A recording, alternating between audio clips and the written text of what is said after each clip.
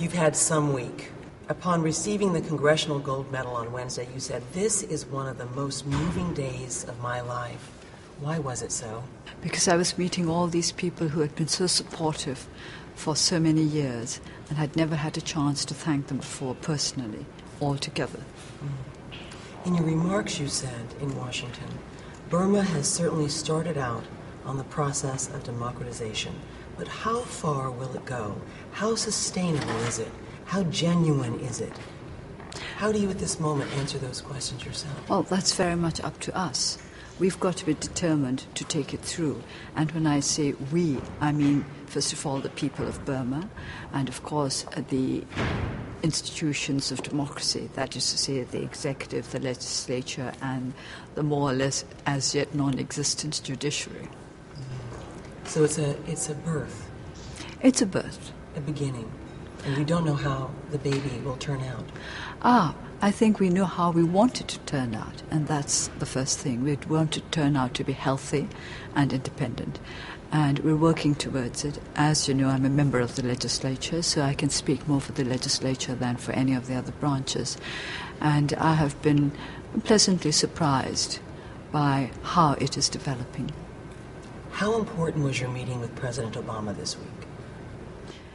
I do not know how much importance to put on it, but certainly it was a privilege, and it was also very enjoyable. I like your president. Why is that? He's nice. He's a nice man. Yes. Can you describe what brought you to that conclusion? What happened in that meeting to make you feel that? Well, I don't want to discuss what we discussed, but first of all, he's got a very nice smile. I'm sure you know that for yourself. And then he introduced me to his dog, Bo. Oh, well, Yes. That's always helpful in breaking the Yes. ice. Well, no, he introduced me to the dog at the end of the meeting. Did you ask him to lift economic sanctions on Burma? I didn't talk about that with him. I'd already discussed this with the members of Congress the previous day, and I had said then that it was time for sanctions to be, I can't say lifted yet, because with regard to the Jade Act, it can't be lifted, but there can be a presidential waiver. And so I spoke in favor of relaxing the sanctions. And when the time comes, of course, it can be lifted as well, legally. As the progress of democratization improves? There's that, and also it's a matter of technicalities. I see.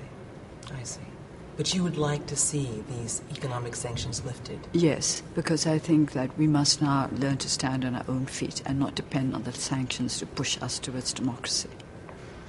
You have called democracy, though flawed, a beacon of hope. You have become now a beacon of hope to so many. Flawed as well. Oh. But what is the most important message that you have to all the people around the world who are struggling, as you have, for freedom, for democracy? It's the same struggle for everybody everywhere, because unless we are free, we cannot really realize our own potential. And if we can't realize our own potential, we are like a crippled tree. It would be a stunted growth. And because of that, we all want to be free to be able to realize one's own potential, but obviously without hurting the chances of other people to realize theirs. One of the things that people admire about you is that you did not give up. People around the world face such challenges, they may think to give up. So I ask you, what sustained you? Well, I just didn't know how to give up. I never thought of needing anything to sustain me. It never occurred to me that I should give up. Why? Perhaps it's the way I was brought up, or perhaps it's the way I am. But I was brought up by my mother very strictly, and she always spoke about the importance of a sense of duty. And if you take up something, you just don't drop it. You stay with it, with the responsibility that you've assumed. You stay with it. You don't drop it because it becomes too hard. But there were moments, I'm certain, when you felt all hope might be lost. No, never. Never? No. I was not always thinking of hope. I was always thinking of what to do next. And I think that's a great help. Instead of thinking about the long term, which you have to, of course you have to have a set goal, but it's important that you think of what you need to do from day to day. So you're constantly pushing. What is the next thing? What is the next thing? But when you're under house arrest for 15 years, to shut you up, to keep you silent, it is not as if there's a lot you can do. Well, it's not a bad thing not to have to say anything for a long time. It gave me a chance to listen to others. I learned to listen very well because I listened to the radio about 5-6 hours a day. And this ability to listen has stood me in very good stead. And I'm curious about that, because I think it's something most people, especially someone who cares to fight for something that matters, I wonder if you could illuminate a little bit about that. How has listening helped you in your fight? It helps you to understand how people's minds work, what other people think, what their point of view is. And it also teaches you a lot about people. By listening to the radio, I learned more about people I'd known before house arrest than when I had been meeting them face to face. If you listen to the same person, been interviewed a number of times, you begin to know him or her better than you might if you just met him or her socially outside. Do you think that this allowed you to create a better relationship with Burma's leaders so that it would allow you to reach this point where you are today? I've always thought that the basis on which I have been able to improve my relationship with Burma's generals is simply that I'm inclined to like them, as I often explain and as people find rather peculiar. And why? Because I like the army. This is how I was brought up. My father was the founder of the Burmese army, and I was brought up to look upon the soldiers as my father's children, as my father's sons.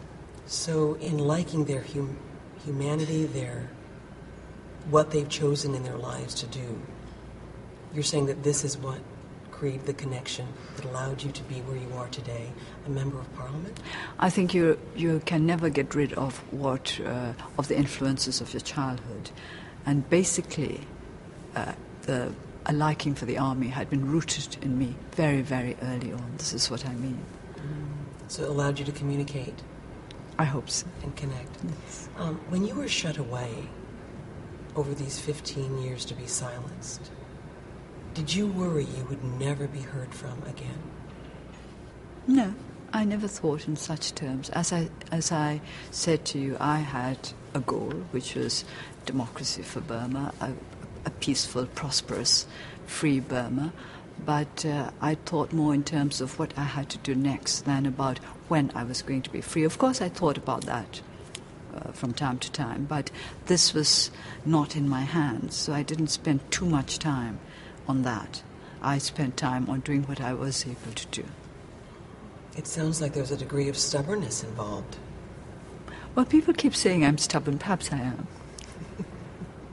What words would you use? Consistent? Senator John McCain was moved to tears himself. He himself was a POW. He was moved to tears in talking about you in Washington. And he talked about your courage. I wonder if you could answer, where does your courage come from? It's very humbling when somebody like John McCain talks about my courage. I've read his memoirs, and I think he went through a lot more hardship than I ever did, because although I was kept under house arrest, I was kept well. And I must make a point of saying that the military regime treated me well while I was under house arrest. Apart from putting me under house arrest, they didn't ill-treat me. I was much better off than my colleagues who were put into prison. So I have never thought of myself as being particularly courageous. There was not that much for me to take. But I don't know. I think most people would disagree. Well, I think I had an advantage there in the sense that I am able to live on my own. Isolation doesn't worry me too much. I think it worries some people. I have known people who could not take isolation. But I had books, don't forget. I had the radio. And so I had my links to the outside world. I always had something to think about, something to interest me. And so there was no need for despair or loneliness. I feel a need in hearing you say this in honor of your family, your husband and your children, to ask a question about how it was for you, though. And I mean this with respect to you, but when you say you didn't suffer, you could face the isolation, you had a purpose, very disciplined. To honor the love of your family, I feel a need to ask how you survived emotionally, not being with them. Well, you do survive. I've always said that, this is why I always said that when people talk about my sacrifices, I feel embarrassed. I don't think I've made any sacrifices. If any sacrifices were made, they were made by my family. I just took the path that I chose. And it was a choice I made, not a sacrifice. Because it was for something that mattered. To me, yes. And in a sense, you could say that was selfish because I made a choice in favor of what I believed in. And for that, my family had to make their own sacrifices in agreeing to my decision. Do you know why this belief was so important to you, to give up so much? Was it love? Hope? A vision? I think it had a lot to do with my parents. My mother always brought me up to understand that my father loved his country. And of course, I always knew that he didn't live to see his dream come true. He died just before we regained independence. And I suppose always I wanted to realize his dream for him. And you have? Not yet. You will? I hope so. And on that moment, will you feel your father with you standing there? I always feel him with me anyway. Do you rule out the possibility of ever running for president of your country? No, if you're a politician, you never rule out such a possibility. Do you have aspirations in that regard? I have aspirations in doing as much as I possibly can for my country. And I do not know in which way I shall be able to do it. And whatever that way is, I would be prepared to walk it. You're no longer the lady under house arrest who commanded the attention of the world. So some might ask, how do you remain a beacon as you have been? I don't really know what being a beacon involves. I just carry on with the work I have to do. In fact, of course, I need hardly explain that I'm a lot busier now than I used to be when I was under house arrest, and even busier since I entered the legislature last July, because the fact that I've become a member of the legislature does not mean that I have been able to put aside any of the other work that I had been doing previously with my party and with the people. So